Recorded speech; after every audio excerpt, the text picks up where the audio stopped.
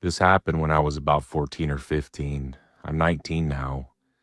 I was in my house's basement playing PlayStation, absent-mindedly late into the night like I did often at the time. Being up until 3 or 4 a.m. was not unusual for me at the time. How my house was structured, it has a front door, but also a second set of front doors if you're down the driveway. The basement is by these second doors. As I was getting ready to log off for the night, I heard my dogs start going crazy from upstairs. They sometimes bark at nothing, a car passing by in the night, or too much wind whipping past the window. However, as someone who listened to too many scary stories, that was more than enough for me. I went upstairs and was about to go straight to my room when I caught a glimpse of movement out of my window. I looked through the window to my front yard but couldn't see anything. Suddenly, I heard my dad yell in a lower voice than his own, "Hey, can I help you?" This is what sent me into pure adrenaline mode. I stood frozen, staring out the window as my ears strained to hear the guy's response. I still got nothing before my dad continued, "Sorry, you have the wrong house. Get off the property." Here he comes back in a sight line, a man wearing a white sleeveless shirt and cargo pants. I watched as he walked off our front path onto the street and then back onto the path. He was seemingly unsure of where to go or what he wanted to do. It was now I realized with utter dread that I didn't lock the downstairs front door. I finally broke my frozen spell and ran back down the stairs and locked the front door. I take a deep breath and start back towards the stairs, and that's when I hear it. The door handle started to jingle. I didn't even look back. I booked it to the top of the stairs into my parents' room. My dad had already called the cops. They came about a half hour later and seemingly picked up a man from an empty house down the street that was in the process of being sold. The following day, the newspaper told of an escaped convict from a max security prison here. It was some sort of a mix-up that was made, and they let the wrong person out. Luckily enough, they caught him.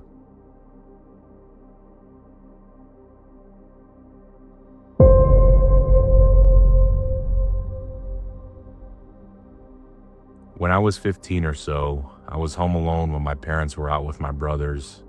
It was kind of a noisy house and I was a quiet kid, so I thoroughly enjoyed the quietness. I was sitting at the kitchen table reading and facing the stairs down to the basement. The basement always gave me the creeps for some reason, but the basement in the last house we lived in had too, so I took a man-up approach to it. Anyway, after I'd been home alone for a couple hours reading, the stairs started creaking in order from bottom to top, and there were thuds on each one at the same time. The basement light was off and I couldn't see anything in the staircase, so I don't know why I reacted as fast as I did, but I leapt out of my chair and slammed the door shut before I even landed. The door was closed when the creaking and thumping was only about halfway up the stairs, but it continued all the way up.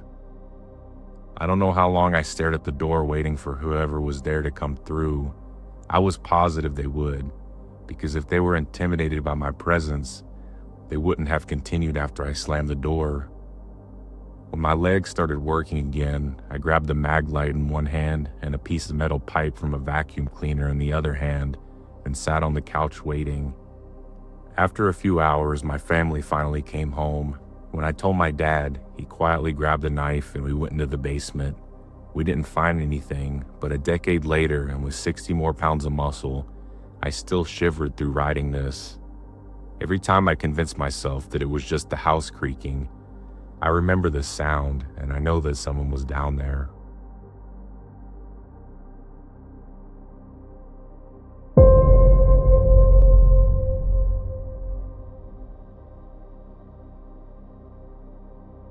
To start this off, I'd like to give a little bit of context. This happened 4 years ago. I'm a girl, and at the time this happened, I was 12 going on 13 in just a month or two. The friend I mentioned in this story was 14 at the time. The friend, Sally, who I was staying the night with that night, was quite a bit older than me. At least at the time, the 2-year age gap was quite big. At 12 or 13 years old, I was about to start my second year of middle school, whereas Sally was about to begin her sophomore year of high school. I met her at the beginning of my first year at a new school. She was older than the other kids in our grade, and she was considered one of the popular kids, and I think that's what drew me to her at first. We became friends fast, and before we knew it, we were spending every single weekend together. Seriously, every single weekend. Nothing seemed to be out of the ordinary. It was your typical Friday night. We carpooled to her family's apartment after school. I've always been a picky eater, so when her family had dinner, I didn't eat with them. I just snacked on Pop-Tarts that I stowed away in my backpack in case they ordered something that I wouldn't want to eat. Something to note is that her family was pretty religious. I wouldn't go as far as to say they were fanatics, but they didn't allow their kids to watch horror movies or anything that was rated PG-13 or older. It didn't stem from the desire to protect them from something inappropriate.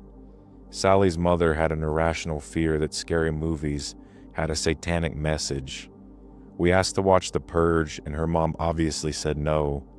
After some negotiating, she agreed to let us watch The Hunger Games instead. After the movie, Sally and I went to hang out in her room. She put music on, and being the age we were, we gave each other makeovers. By the end of it, we were looking much older than just 12 or 14. This is the part of the night when things started to seem off to me. Sally wasn't the most positive influence. Despite being my friend at the time, she was manipulative and got off on putting me down. She had a habit of talking to men online and lying about her age.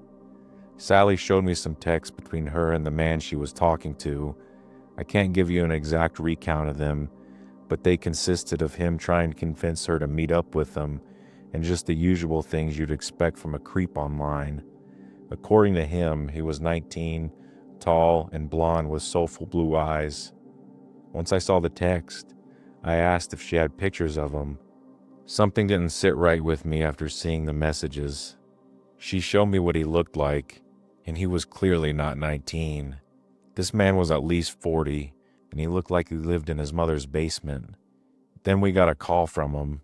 Sally answered without hesitation, and when I heard the voice on the other end of the call, I felt like I was going to be sick.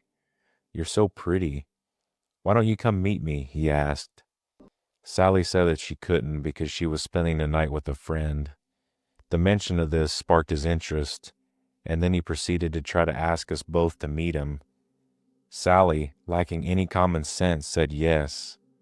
Thus began her plan for us to sneak out and walk 15 blocks to meet him in a deserted McDonald's parking lot.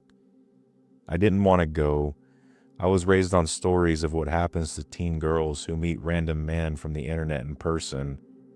But after adamant pleading from Sally, she didn't feel safe enough going by herself, so I agreed. We took our phones with us for the walk. I had a kitchen knife stuffed in my bra in case something were to happen and I needed to defend myself. The route we had to take to get there didn't have very many street lamps, and there weren't any houses. We were surrounded by trees on both sides of us. When we got to the parking lot, the only car parked nearby was a black beat-up 2000s Toyota Corolla. The car was still running when we got there, and from what we could tell, there was more than one person inside. The man from the picture got out of the front passenger seat and left the door open behind him before approaching us. I turned my flashlight on so I could see, and he was obviously on something. I can't tell you what kind of drugs it was for the life of me, but his eyes were so wide that they looked like they were about to pop out of his head. He was jittery and kept twitching. I became very conscious of how big he was, maybe 6'2", around 280 pounds. For reference, my friend and I did not look our ages, even without makeup. I'm about 5'2", and my friend was pretty tall, probably around 5'6" or 5'7". We were both significantly smaller than him. The man reached out for us and caught my friend by the arm. I went to get my knife as quickly as possible, and that's when I saw his friends getting out of the car. He invited us back to his car and offered us booze and drugs, but after seeing my knife, and that I was ready to call the police, he released my friend. I took Sally's arm and ran faster than I ever had in my entire life. We took the long way home to avoid them finding out where she lived in case they were following us. Once we got there, her family was still sound asleep. We locked all the doors, closed the blinds, and blocked him on everything. There wouldn't be any sleeping that night. We were constantly peeping out the window, and to our dismay, that same Toyota was circling around her apartment building, not once, not twice, but 3 times. I never mentioned any of this to my parents out of fear of getting grounded or in trouble. I'm 16 now and they still have no clue. I still get nervous when I see a car similar to the one from that night. As for Sally, her parents never found out either. We agreed to never speak about it again. Thankfully, she moved into a new house just a few weeks after that happened. Safe to say, Sally and I haven't spoken in 3 years. She was pissed at me for ruining her night, and our friendship didn't last for long after that. We had a pretty bad falling out, but looking back now, it was definitely for the better. So to Sally, thank you for teaching me a very valuable lesson and making me realize that some people are best left just alone. And to the man and his friends who tried to prey upon 2 young girls, let's never meet again.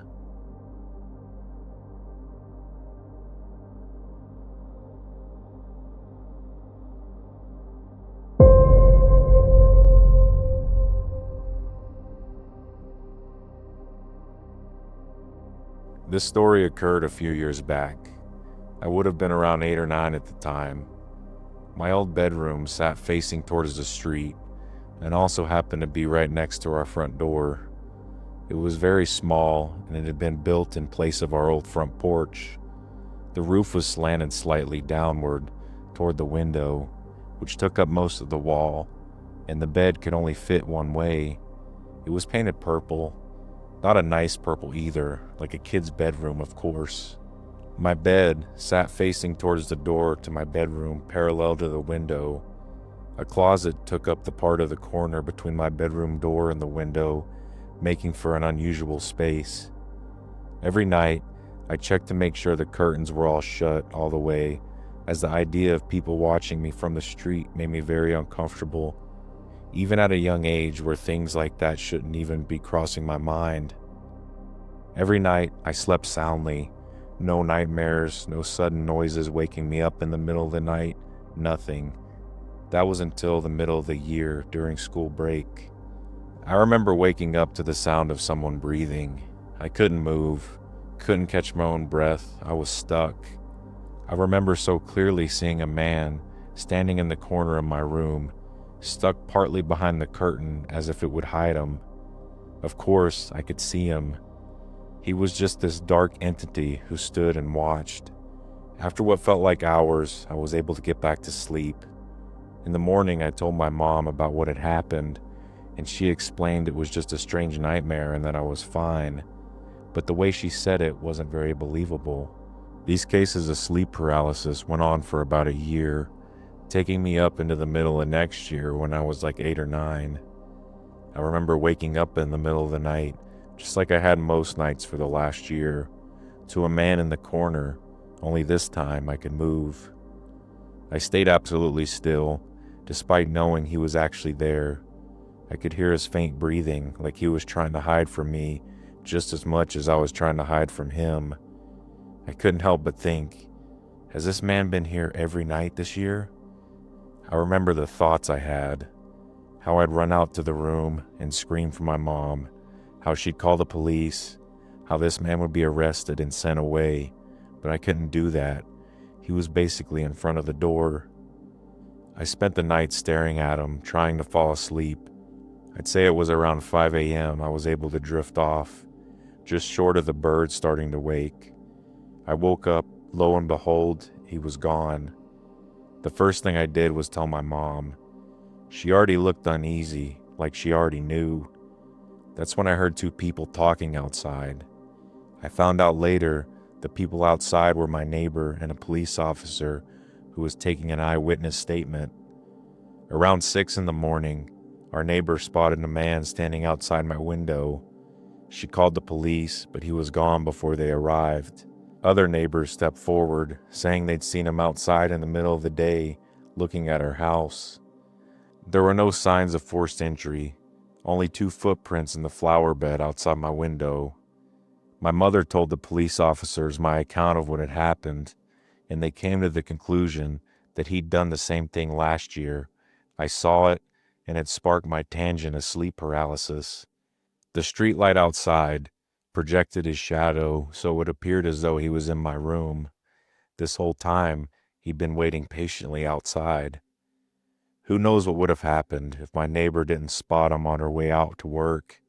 Just a few minutes, and she could have missed him entirely.